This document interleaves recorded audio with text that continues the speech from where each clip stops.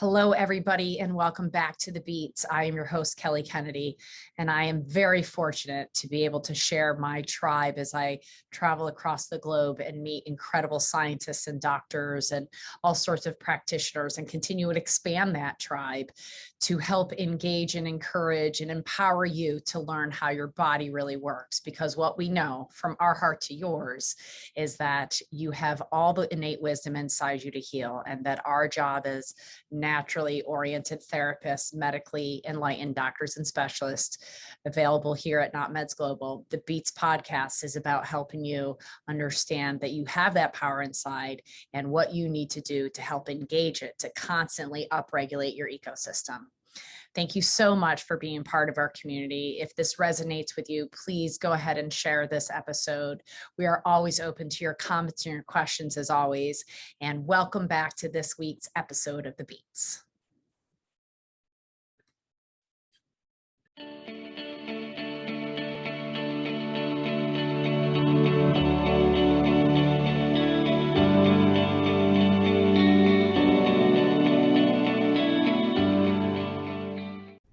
Okay, welcome back to The Beats with Kelly Kennedy, and we have one of our favorite returning guests, Dr. Melina Roberts, who is joining us from Canada today, who has been a longtime friend and colleague of ours and is a true bioregulatory medicine practitioner and doctor in Canada. And we haven't hugged each other in too many years because of this crazy world that we live in right now, but I'm so excited to have you back on the show today, Dr. Melina, and thank you for joining us. Thank you so much for having me. I'm so excited to be here. And as we were saying, we did a little off before we recorded. We had a little, connect and retune and catch up. And we were raising the vibration to make sure all the frequencies are in the right places before we got started today. So the last time we spoke, we talked about contact regulation thermography, and we talked about all the bioregulatory foundations. What I would love for you to talk about today, I think we maybe touched about it at the end, is the amazing book that you wrote. So, so many people today have so many things on their plates, but the one thing that I think we can all agree upon who have families is that we want our next generation to be stronger and smarter and have an easier way about their life than we have. And so share, would you, about your book, your reason for the book, and take it away, Dr. Melina. So my journey started as a kid who had really bad allergies and eczema. And it was something that I just thought I was going to just have to live with, right? It was not the greatest thing. Everything I ate, I'd break out in a rash too, and lots of rashes. And when I was about 13, a family friend said to my parents, you should try taking her to see a naturopathic doctor. And they brought me, we had at that point in time had no idea what naturopathic medicine was. I had no idea if it would help me or not. But we were open-minded and decided to try something different. And we went and saw this naturopathic doctor, and within a few short period of time, all of my allergies cleared up. So for me as a 13-year-old kid, I thought it was just magic. So I didn't really understand how it worked or anything else about it. And then as I was going through school, I was kind of gearing up to go to conventional medical school. And what I found was that the more time I spent in that conventional system, I wasn't really seeing people getting better. So I thought that there's got to be another way. So I actually went and spent some time at a naturopathic clinic, and every single person who would walk in the room, I would ask them what their story was. And every single person had a success story. And I was just amazed by that. And I wanted to have that kind of influence on people's lives. So I decided to change directions, and I went to the Naturopathic College. And so that was my beginning journey at the Naturopathic College. And then in my second year at the naturopathic school, my dad was diagnosed with pancreatic cancer. So and at that point in time, honestly had no idea what to do or how to treat him, but I just started to dive into the research to figure out how can I help my dad and what is out there. And what I was amazed to find was that there was lots of different natural therapies to treat cancer that was in published journals, because I was in school at the time, so I had access to all of these different journals, and I could see that there was so much information out there. Unfortunately, I wasn't able to help my dad. He passed away 9 short months later. But that started my journey in terms of looking for treatments for cancer, and that actually ended up being the focus of my practice, is treating cancer. And I, traveled the world like yourself to try to find practitioners who had answers, and so I was able to more effectively treat cancer. I think that journey also brought me into biological medicine too, because the clinic that when I first graduated from the Naturopathic College, I heard that there was a clinic in Toronto that was having a lot of success in treating cancer. And so I went to go see, what are they doing at this clinic? And when I walked in, everything that they were doing was nothing that I'd learned in school. It was completely different. And so I was like, what are they doing? What are they learning? And what I found out was that he was practicing biological medicine, and that I needed to go to Switzerland and train with this doctor named Dr. Rao in order to do this biological medicine. So that's what got me into biological medicine and how I've been working. And so, in terms of that, in terms of treating cancer, and so then people say, well, how did you get into writing a book about building a healthy child? And how that ties in is that then I became pregnant and had a child, and I thought about my childhood and having allergies and eczema, and I wondered, if there was a way to be able to prevent her from having these kind of allergies and eczema in her childhood. And I also thought of my family history of cancer and heart disease, and wondered, if I could prevent that also in her future. And what I realized was that anytime I'm treating cancer patients, one of the foundational aspects of what I work on is I work on their gut health. I work on improving how their gut is functioning. And so then I thought, is there a way to be able to get her gut health in balance right from the beginning? Can we do it properly right from the beginning so that we don't have problems in the future? And what happened was that I came across 3 discoveries. And so one of those discoveries was that the microbiome, so that ecosystem of bacteria and fungus that live within the digestive tract, that you form the foundation of your microbiome between birth and age 3. So we have really a finite opportunity to build that microbiome right from the beginning. So, and that's the foundation that person will have for the rest of their lives. Wow. So it plays such a huge role in terms of how we introduce foods in those first 3 years. So that was one thing that I'd discovered, was that microbiome development. The other thing that I'd came across was something called ontogenetics. And ontogenetics is the study of the development of us from embryo to adulthood. And so what we find is that all of our organs start to develop in utero, and then they reach different stages of maturation at different stages as we grow in age. So understanding this can also help to us to properly introduce foods. So one of the things is that we're born with a hyperpermeable digestive tract, and it's hyperpermeable for the first year of life.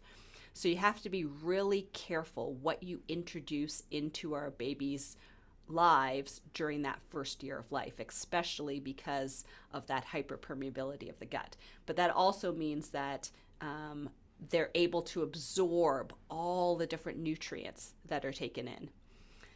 And the other really important one is that the pancreas doesn't reach full maturation until age 2.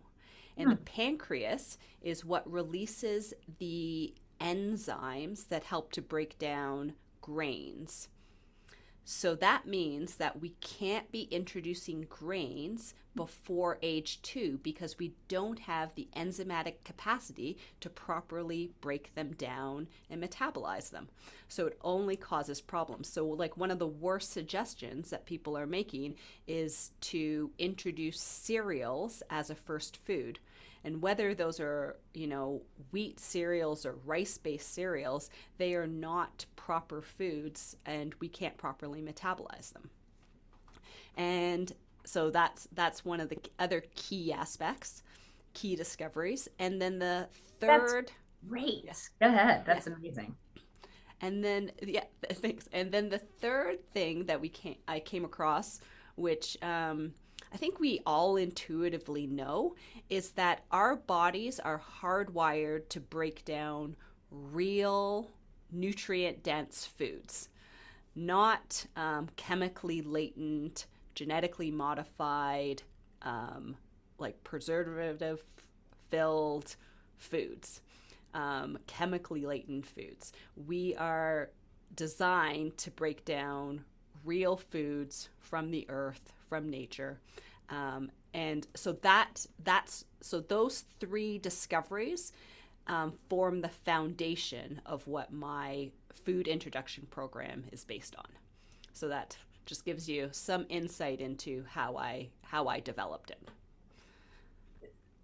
So it sounds like as you were treating cancer, you went, hey, how can I prevent all this from happening because it's all in their gut? So if we go back to how the gut develops, and I mean, I think I did know that, Dr. Melina, about the first 2 years, but what I don't think I was present to is the fact that once it's set, it's set. Yeah. So that's the foundation. So which is huge, right? So that's the same gut flora that you'll have for the rest of your life. And so that's why some people have challenges for the rest of their life. Or like for me, like it's something that I work on constantly in terms of my gut flora, because I don't think I had that solid foundation. Yeah, I definitely didn't have a solid foundation. And I had a very similar, I had a lot of allergies, asthma, my dad had cancer, blah, blah, blah. How do you, I'm just totally off, but how do you experience gut issues? Are you testing it? Are you looking clinically at what's happening for you as you function throughout your life? I mean, my CRT, HRV say, oh yeah, your gut's great.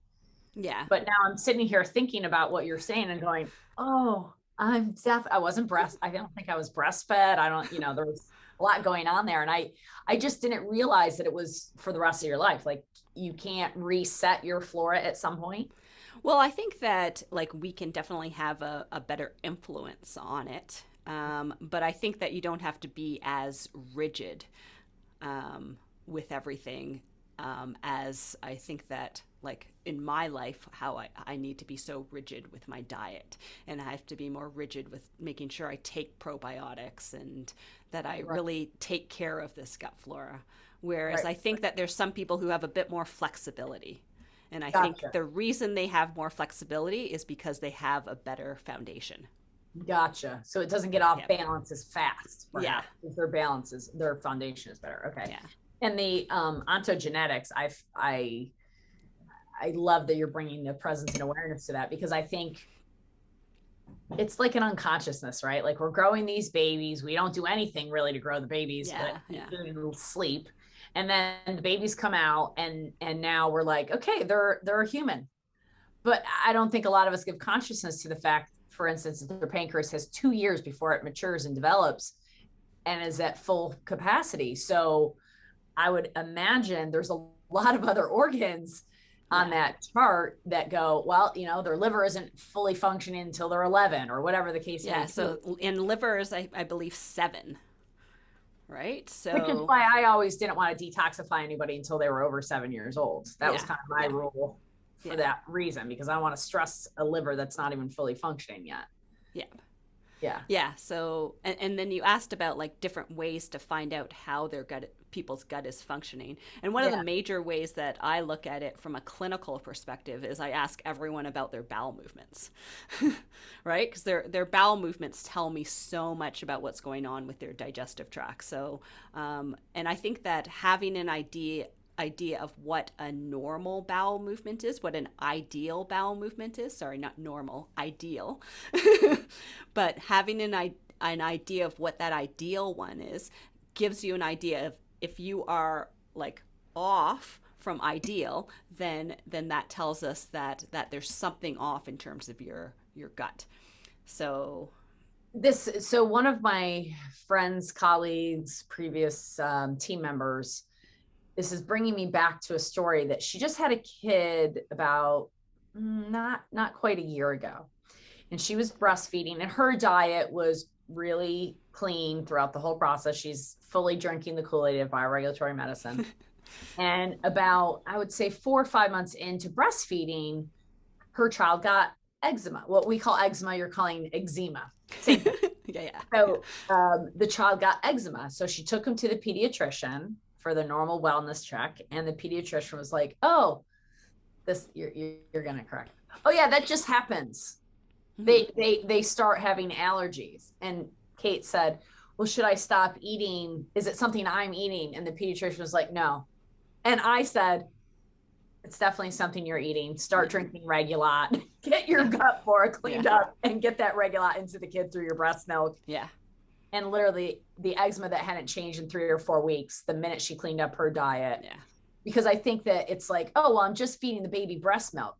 Yeah, that's yeah, great. But, yeah. but go ahead.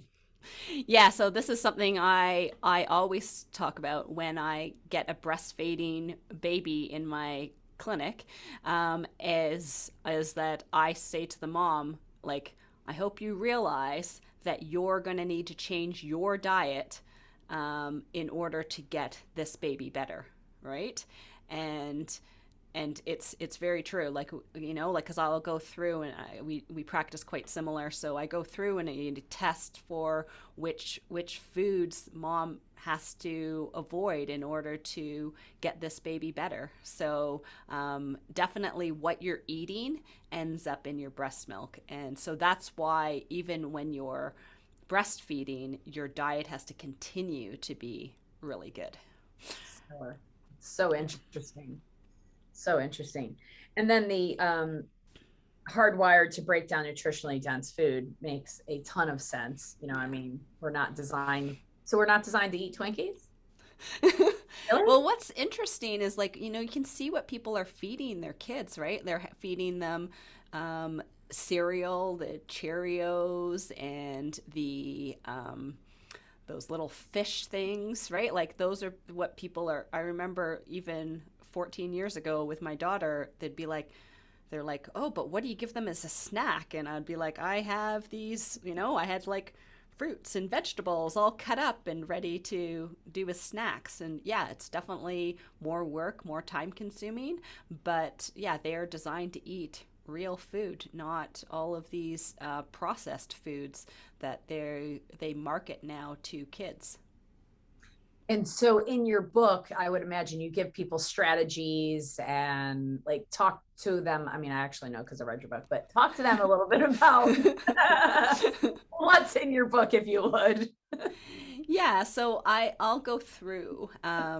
Like, I think that, yeah, what you have to realize is that anytime you're introducing foods, that any sort of symptom a child has is a sign that potentially that food is not agreeing with their systems.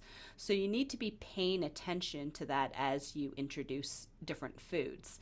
So I usually say, like we're introducing foods every 3 days. You're introducing it early in the day to make sure that you have the whole day to watch your child and see if they have any sort of reaction to that new food. And they can have everything from like a skin rash or a diaper rash, or they can get sniffles. So it's like all of these different things that we think are just normal. They could be spitting up, right? So all these things that people say, oh, well, that's just what my kid does, is these all can be signs that their system, that this food is not agreeing with their system. And it doesn't mean that they can never have that food. It just means that at this point in time, it's not agreeing with their system. And so we need to remove that food and have something else, right? So I go through different strategies like that, and I list out all the different symptoms that the child could potentially be having. And then I also go through like what foods to introduce at what point in time. And so it's a completely different chart than you would get from your pediatrician or any sort of even natural, conventional, like natural book, because I read through those books, and I, based on everything I was learning, I was like, this isn't the way we should be introducing foods. If we want to be building up a healthy gut flora, if we want to build a healthy child, like these are not the foods that are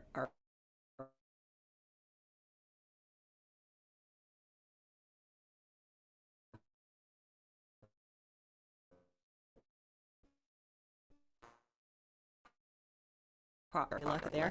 At 6 months, we're introducing hypoallergenic vegetables, and we're doing some healthy fats like avocados. Those are the first foods that we introduce, and you want to be breastfeeding for exclusively for those first 6 months. And really, you don't even need to rush into introducing foods. Because they will thrive. Like the longer you can breastfeed, the better. Like it's going to be the best thing you can do for your babies is breast milk. But again, if you're doing breast milk, you've also got to have a clean diet. and also, like you need to be taking care of yourself. You need to be making sure that your gut health is in good balance, and then you can pass on that good gut health, that good immunity to your child. So and then I go through the different foods to introduce at each age, and really lay it out and make it pretty simple for parents to be able to follow with their kids. And that's so important, because I think two things. One is that what we've always talked about in the bioregulatory approach is what's the underlying cause? Like regardless of your symptom, what's the cause? So you went like cancer, the cause is you have bad gut health. You probably don't drain your toxins because you have bad gut health. Let's go to your gut. And where does that start? Let's start there. So she went right to the cause. Yeah. With cancer when you're 42, well, because you screwed up in those first 2 years. So let's go back there and start afresh and new. And then the second is, I mean, it's a joke, but not a joke. Like, where's the guidebook when we're born that tells us how to live? Like, I'll never forget, Ian was an older, more mature father for the second time around with our child. And I had been around babies my whole life. He never had. And when the midwife left the house at 10 o'clock at night, we had the baby at 6. So about 4 hours later, the midwife leaves, and Ian turns to me and goes, she just left us here with this baby? We don't know how to take care of this baby. Yeah. I was like, don't worry, we got this. I'm confident that we got this. I got the food. Yeah, exactly. Yeah. So, but I can imagine a lot of parents feel that way, right? Like you leave the hospital or you've had this baby in your home, and now you're like, and I'm supposed to take care of this thing, and nobody's told me how to do it and when to do it. And, the absorbent information out there is, give your kid milk and give them rice cereal. And I have a feeling, just a gut feeling, that there's no cow dairy somehow in your book at all. No. Except for butter. Yeah, that's okay. Yeah. So how do you handle the parents that come in and go, I loved your book. Thank you for the guideline of exactly when to feed my kid and what. That is awesome. And that's a great gift to give anybody that you know that's pregnant. That's a great gift if you are pregnant. That's great to know if you want to get pregnant, because as we said on one of our previous shows for another friend of mine who's writing a book about raising children, you start getting healthy the year or two before you decide to get pregnant to have a healthy child, right? But what is your, how do you approach the, like, well, my pediatrician said I got to give him milk because I'm not producing enough milk on my own. Like, how do you handle the fact that you are the black sheep amongst swimming upstream as you do, Melina? And we miss you so much in the United States because we know how alone you are over there in Canada. Yeah. But I did send you a friend so you guys can connect. Yes. Thank you. I appreciate it. It's great because she also, Jane feels very like, Dr. Jane feels very out of the loop as well. But what is, like, how do you approach that? Yeah. So like, I would say my best patients for following this plan are patients who, like, their kids are coming in, but they're already patients of mine. So they already understand all of my philosophies. They've already cleaned up their diet. And so then when I'm saying, let's do this for your child, this is what we need to do for your child, then they get it and they're on board. But yes, it's definitely a challenge when people go to their pediatricians and are told completely opposite information of what I'm giving them. But I think for me, it's always just explaining the why, the reason behind why I'm recommending it, and then they need to make the decision themselves. And I feel that way about every disease process or every problem I treat. That happens in cancer treatments, treating thyroid, autoimmune disease. Our philosophies are just so different than what the conventional model is that I can just give people information and I can give them reasons and I can explain why. And then they have to make the decision that's going to work best for them. And I would imagine that you, throughout researching for your book, you came across a lot of resources that empirical based data that reinforced your reasons for putting this stuff in your book. Yeah, and for sure. Like everything that I've written in my book is fully referenced. So it's not just me making it up. There's always a reasoning behind it. Well, and the reason I bring that up is because I know that, like, oftentimes when I hear Ian speak or I'm interviewing somebody on a podcast, we speak with such a surety and knowing, but it's like you said, completely opposite information anybody's ever heard before in their lives. Yeah. And so they're like, well, how did you know that? Did you make that up? And did you have one kid that you tried this on? And now, like you're saying, this is how you build a healthy kid. Because look what I did. And she's only, 13 or 14? Your daughter? 14 now. Yeah. God bless her. And so, like, how do you know it's going to work? That being said, I said years ago when we got pregnant, like, okay, this is going to be the greatest biological experiment there is. We're having a kid and we're raising him in pure bioregulatory medicine. We're going to see what happens. I'm super excited 8 years in how it's going. I'm super excited at 14 years in how it's going. Yeah. But how do you approach, again, like, I'm doing it the opposite of everybody else. Here's the references, because a lot of people aren't going to look at those references. Like, what do you direct them to, or how do you direct them? Just to your book, or are there other resources? Yeah, well, and I think that, like, within my book, I have a lot of other references when people want to, like, explore other information that's out there. And the challenge is that like my book really goes against the grain, right? So it's there's not at this point in time nothing really like complementary in terms of other people making similar recommendations, because like honestly all of them are recommending cereals as a first food, and Right. and based on my research, that's one of the worst things you can do. Only And thing that I found different when I was pregnant was from Dr. Not Royal Lee, but Weston Price, and Weston Price, yeah, exactly, and and that I reference him yeah, and his work in my, yeah, and so that's definitely on like a similar page for sure. yeah. Yeah, Sorry, what were you gonna say about? yeah. Um, what was I gonna say? Sorry. Yeah, no problem. Um, yeah, I'm not too sure what I was my train of thought at that point in So time. Yeah. who is the best person as a reader for your book?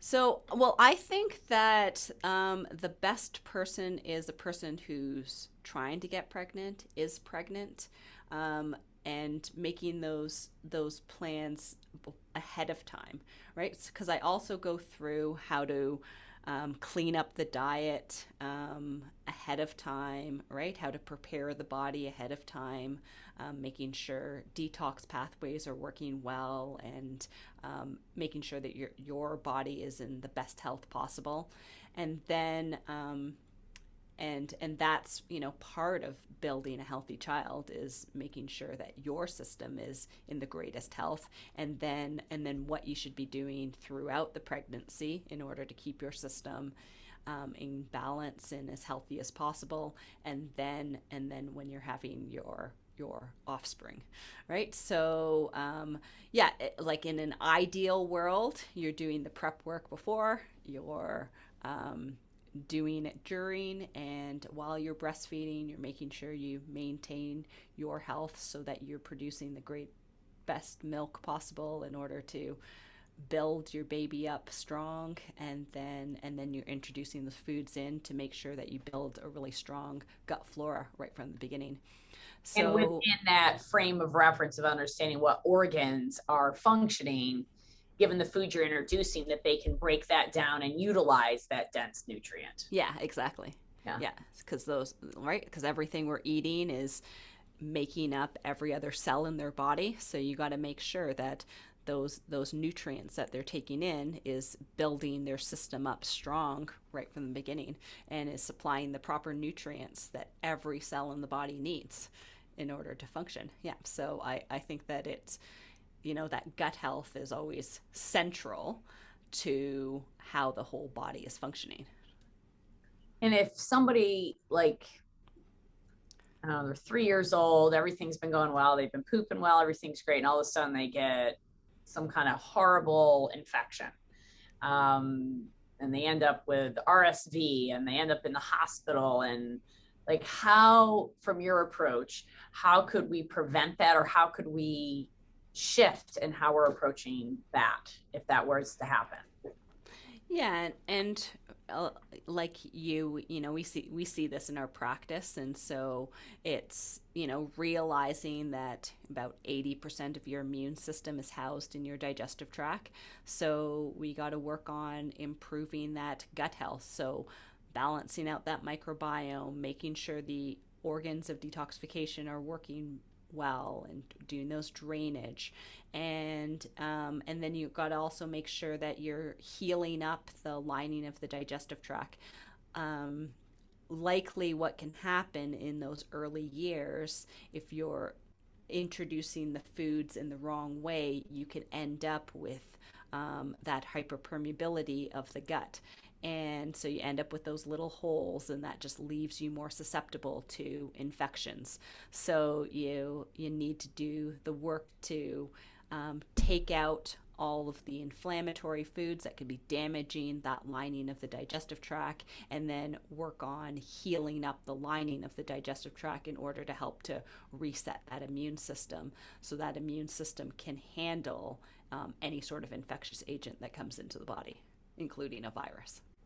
And I know that we're speaking very much in the 3D physical fashion right now. So I feel the need to switch gears because Okay, yeah. we've talked about, the the microbiome and the flora and we've talked a lot about the foods that we're entering and the liquids that we're entering. But are there other things that affect the microbiome outside of the foods and the liquids that we're putting in our mouth?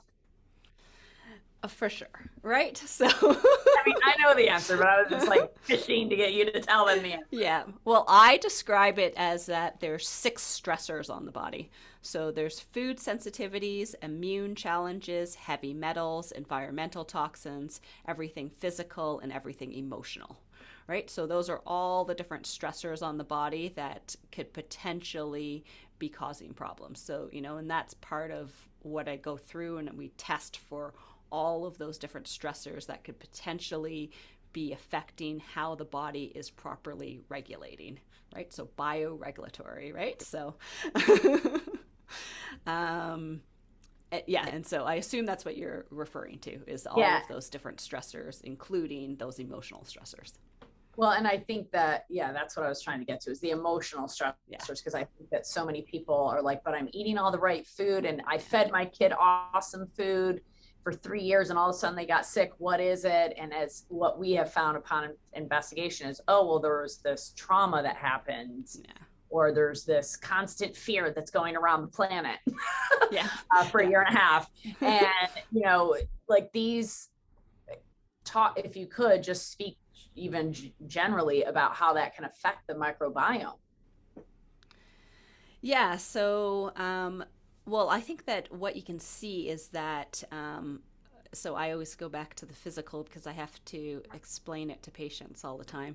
Right. But so anytime you have stress, then it stimulates the what is called the HPA axis. So the hypothalamus pituitary adrenal axis.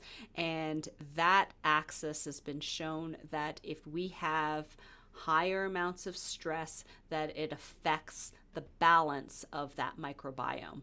So, and that can be stress from anything, right? So, and that can be from any sort of emotional stress that would activate that HPA axis, activate those adrenals. We get that high amount of cortisol, and that can throw off the balance of that microbiome. And that's actually like really well documented in research. I do lots of research into the microbiome. I really like the study of the microbiome, and it's really interesting when you get into that, because then you get into the whole gut brain connection and how closely integrated they are. And, that microbiome needs to be in good balance in order for you to have proper brain function. And that's down to what's interesting is that the brain, like the blood brain barrier, is also just like the digestive tract. It's also this one cell deep layer, the blood brain barrier, that's held together by tight junctions, the same way that the gut is balanced. So, we have any sort of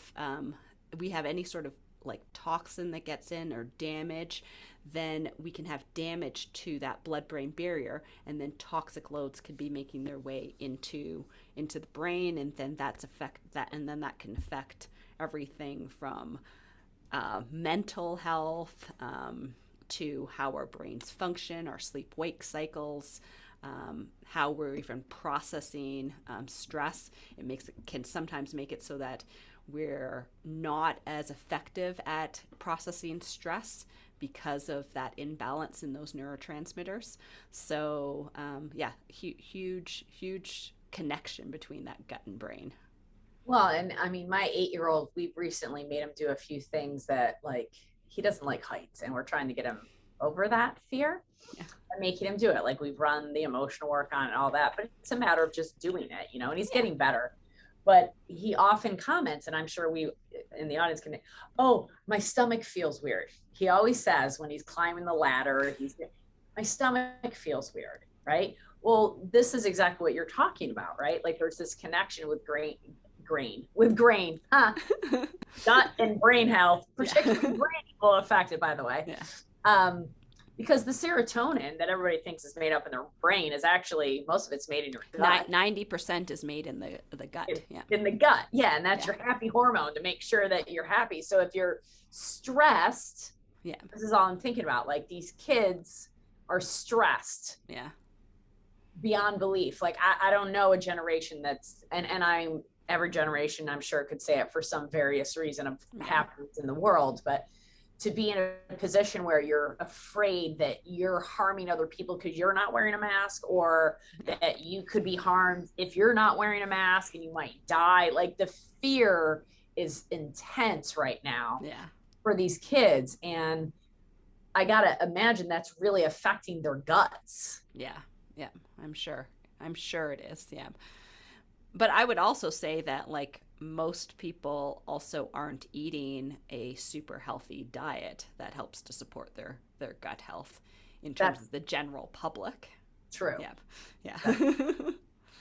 Yeah. And if they're even younger, that 0 to 2 range, and they're, and in the last 2 years they've been living in this stressful environment, feeling Yeah. the stress from everybody, whether Yeah. they feel it or not.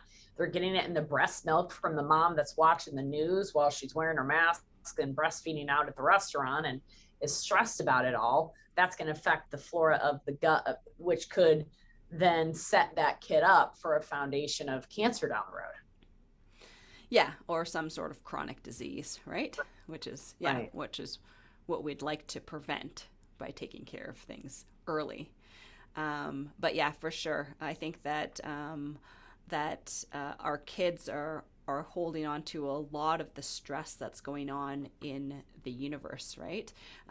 They are typically, children are just more connected to the energy of the universe, and right now the universe is going through a big transition, and I feel like, I'm sure children are feeling it quite strongly, and whether they know how to express that or not is the other challenge.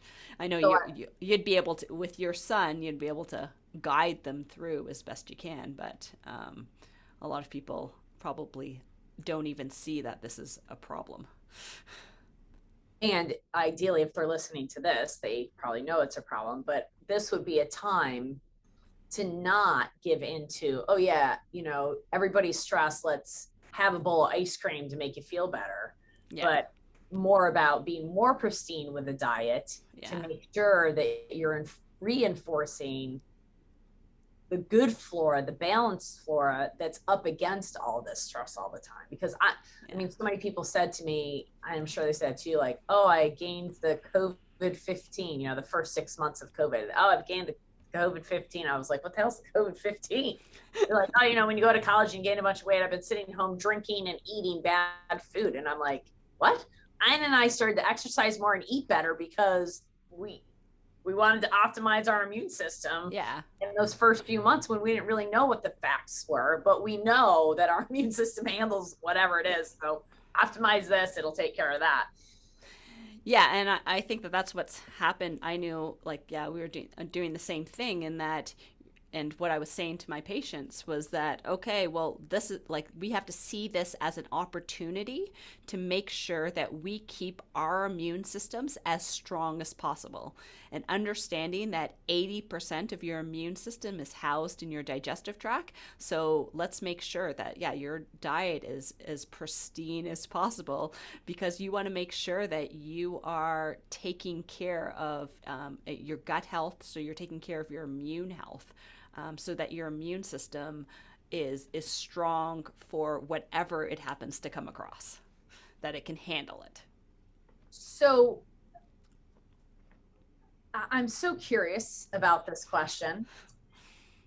I really felt like Anna and I did a good job those first 4 years, 5 years or so with Silas's nutrition. And then as he went to school, like he was in preschool, it wasn't a big deal. He had all his lunch packed, and, he was the kid that couldn't use the hand wash and, or the sanitizer hand stuff. And he had his toaster oven instead of the microwave and, all that kind of stuff.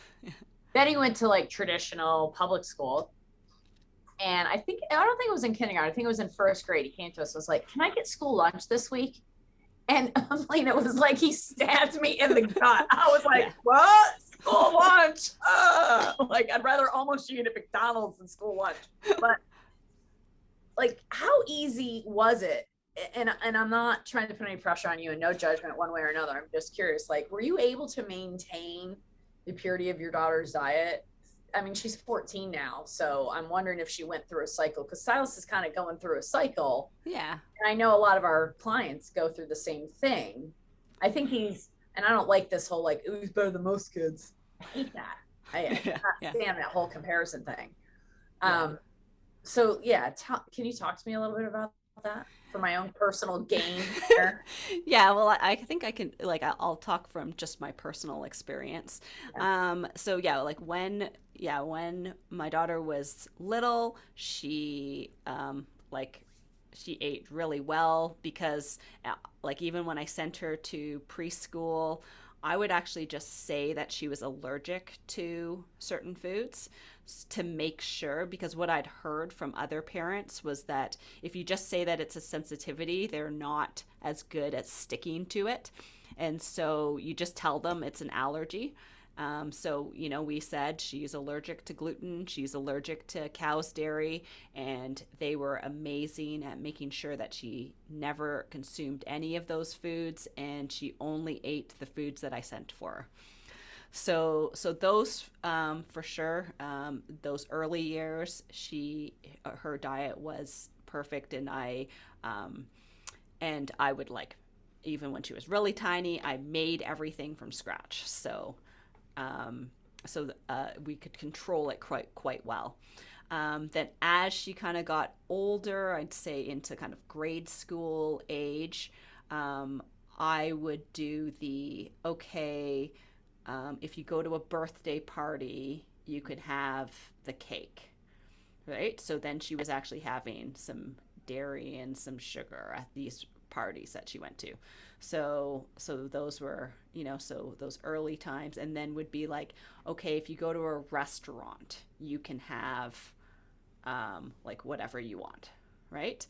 Although I will point out that, like, I hate restaurant, like, I hate kids, I Oh, hate the kids menu. menus Yeah, we at never. restaurants. So Yeah, she's never had, like, she's never really, she's always eaten off the adult no. South menu. typically gets the So wild salmon wherever we're at. yeah, And it's yeah, like the exactly. most So expensive thing yeah, on the yeah, menu. Not the macaroni. And they're always like, "Oh, don't worry, we have macaroni and cheese." And we're like, "Oh no, he wants wild salmon." yeah. So that's how my kid is now, still. so Yeah. because, like, she's never ordered off the kids menu, even if, like, when I say should eat something at a restaurant, like, I don't, like, it would be, I can't even think of it off the top of my head, but she would eat. It would be that she would end up with some wheat or some dairy in her diet, and then and I can't think of the time frame. So that maybe happened. That probably went on for like 2 years or so, and then she started getting, like, stomach aches from those foods when she would go out and eat them. And so she actually, even at, I don't know, she was probably like, I don't know, 8 or 9 or 10, I don't know. She took herself off of those foods. So now she's really good at making sure that she doesn't have wheat or dairy in her diet. So it's so that's where I feel like the transition of her letting her have it actually taught her to now be really good at self-regulating and making sure she doesn't have it in her diet. But she was also, like, a kid who already knew what foods had gluten in them from when she was like 5, right? Like, she knew what gluten was, she knew what dairy was. She would be like, "Oh no, I can't eat that. That has gluten," right? Whereas, like, I know most kids have no idea what gluten is when they're 5. Right. Right. So, that's been our kind of personal experience, and so she's really good at that. It's not that she eats, like, perfect all the time, but she definitely stays away from those major inflammatory foods. Well, I appreciate you letting me put you on the spot there with that question. And I was very happy to hear the answer, because I feel like that's what I'm starting to see with Silas. Like, we let him have the foods at restaurants and at parties and different things. And now he's starting to make, sometimes, not all the time, decisions to go, I don't want all that chocolate, or I don't want the frosting part of the cake, and it's scary as a mom, as a parent, to be like, but it's that concept of teach a man to fish, or fish for them.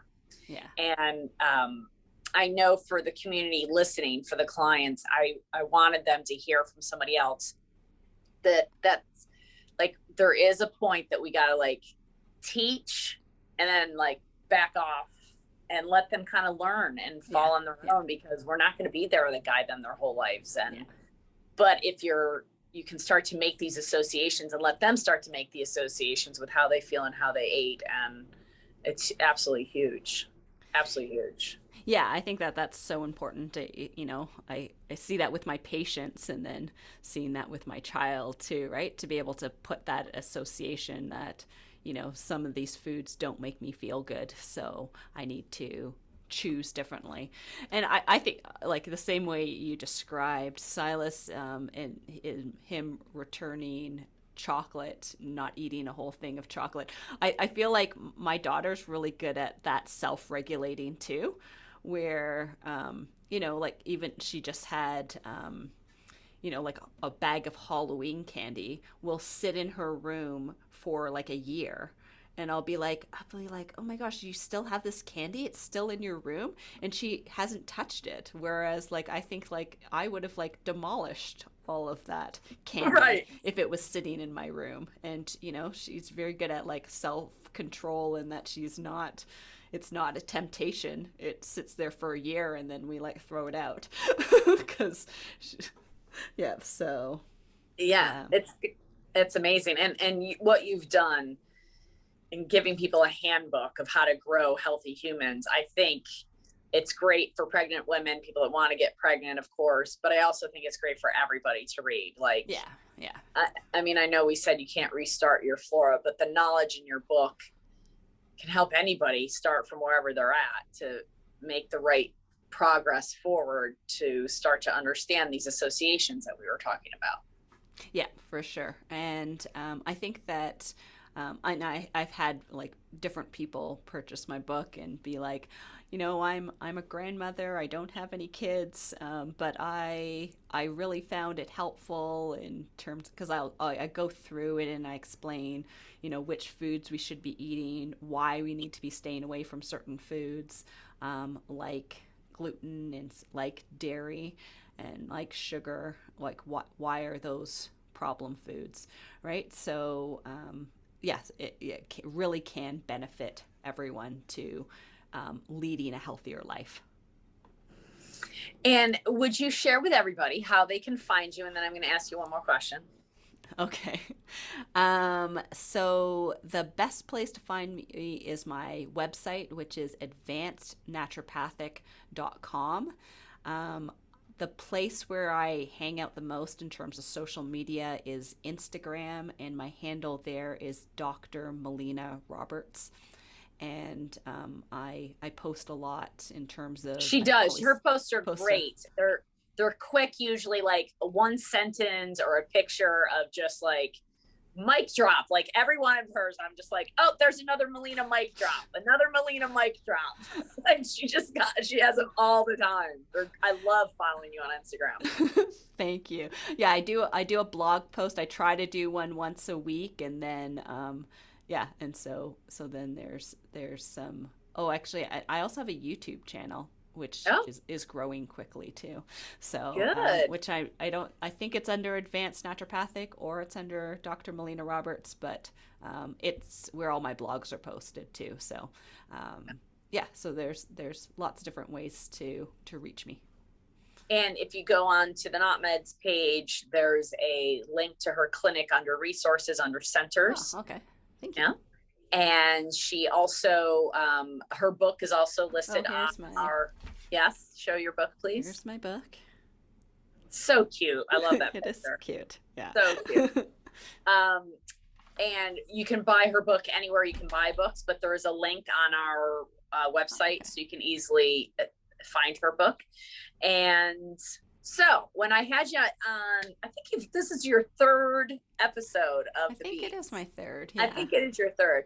Yeah. I don't think I did it on the first two because I didn't have this then. But one of the things I've been doing for the last, I don't know, half a year, bit more, is if you had the last 2.5 years, whenever you're listening to this, it's been 2 years of COVID and we're done. We're like so fatigued from it. We're so over it. Yeah. But, I know both you and I could share a stage with a microphone and scream to the world what we want them to know if somebody would just give us the opportunity to get them to wake up to teach them how their body really works. Yeah. Correct? Yeah. So let's say your wish is answered and you get to have the microphone that 7.6 billion people are going to listen to tonight. It's mandated that the message from Dr. Melina Roberts.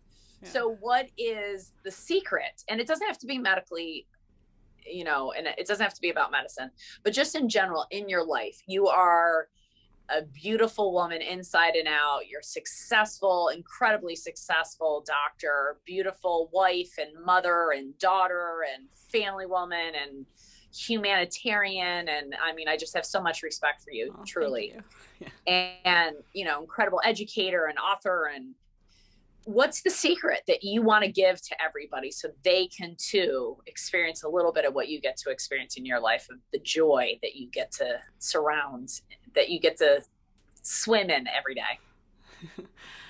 I think, like, to me, it's just, I think one of the key things that I think people really are missing is that our body has an amazing ability to be able to heal itself. And I think that we really understand how the body can produce disease. And, we have this understanding that the body produces tumors, as I treat lots of cancer patients, but we don't seem to grasp this concept that as well as that body can create disease, the body is also able to heal itself. And all we have to do is set up this environment within the body to allow it to be able to self-heal and self-regulate. And it's completely possible to heal the body of any kind of ailment that it might have. And I think that that's, to me, so key and so important for us to understand, is this self-healing mechanism that all of us have the capacity to be able to do it.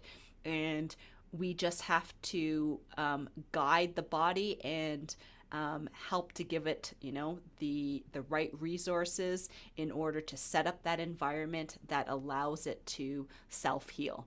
So to me, that would be the key to like living this great life, is that we just have to set the body up to be able to heal itself, and then we get to enjoy the benefits of that, of having this healthy being. Another mic drop by Dr. Melina Roberts. I love that. Thank you for sharing that. Is there any other little tidbits you want to share?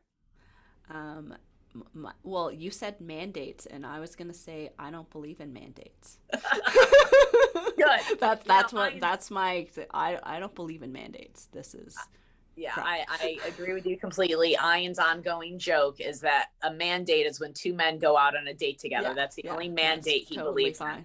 Yeah, exactly. That's the only mandate. That, I totally am supportive of that kind of mandate. Me too. Any other mandate, I am not supportive of.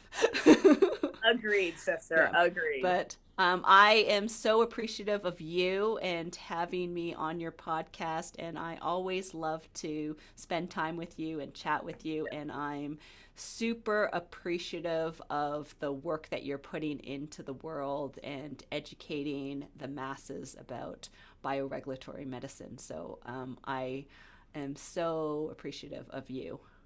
Oh, and much love to you. I look forward to hugging you soon, sister, when we get these mandates out of the way and we can actually like move forward in our life. Yes, me too. Yeah. Well, if you are in Canada and you're on the west coast of Canada, I don't care, somewhere from the middle on over, go to Calgary, check out Advanced Natural Healing with Dr. Melina Roberts, and you will not be disappointed. Get her book, give it to all your friends, read it, know how to build a healthy human, and enjoy your day. Truly from our hearts to yours. This is The Beats with Kelly Kennedy, and we send you the most blessed, beautiful day, knowing that your self-healing mechanism is the big secret that we want you to know about. And I'm so happy to have shared this time with you today, Dr. Melina. Thank you so much. Yes. Love you, everybody. Love you.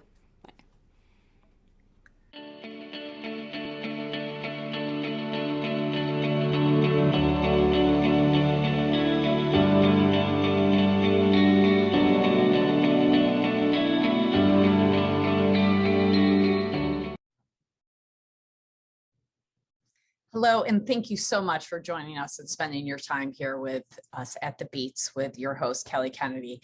And I know today more than ever before, you now know better how your body works. And at the very least, we hope we've helped you raise some questions and help you continue to investigate. We are here to help you naturally optimize a better version and vision of yourself on every single level. And after today, you can better engage your innate intelligence and allow for proper regulation and proper regeneration. Make sure to subscribe to never miss a beat again. We hope you've enjoyed this week's episode. And just a reminder that this podcast is for educational purposes only. This podcast is not a substitute for medical advice or professional advice and care by your doctor or other qualified medical professionals. This podcast is created with the intention to provide information and education. This podcast is created with the understanding that it does not constitute professional advice or medical services. If you are looking for help in your journey and seek a qualified medical practitioner, or if you're looking for a biological, not meds practitioner, we can help you. Someone who's trained and a licensed health coach and someone that can help you make changes, especially when it comes to your health. That's what Not Meds mission is about. I hope you have enjoyed listening again to this podcast. It's one of my favorite things to do. And if you do, please feel free to share it with your friends, your colleagues, for the tips of living the biological foundational life and living in the flow. And if you have been listening and love the show, please do leave comments. We love reading your comments. We really do. And you can subscribe to us wherever you hear your podcast. Thank you so much from our heart to yours.